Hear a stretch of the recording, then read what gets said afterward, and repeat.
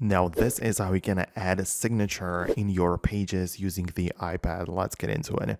So naturally, you are inside of the Pages app, you start editing a document or you create a brand new one.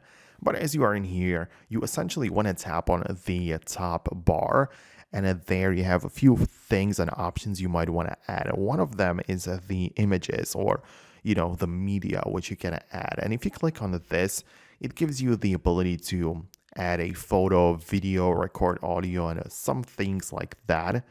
But you also have the drawing right there. So if you click on that, it just shows like a drawing window where you have all of the basic tools, which are also available in like Notes and other iOS and iPad OS interfaces, right? So you can just grab whichever like pencil you want and you can just sign, with your finger and perform just have it finished right there.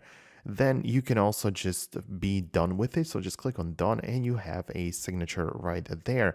Add it as a picture so you can resize it, move it somewhere closer towards the bottom, or just place it in the proper area. So that's very useful to do this way, right? You also have some other abilities, like, so if you have, I don't know, like your signature saved in the gallery or in the Files app, you can also import it directly from there. But I personally believe that this is much simpler to do it as I'm currently doing it with the drawing method. So that's kind of how it works. This is how you can add a signature in the Pages on iPad.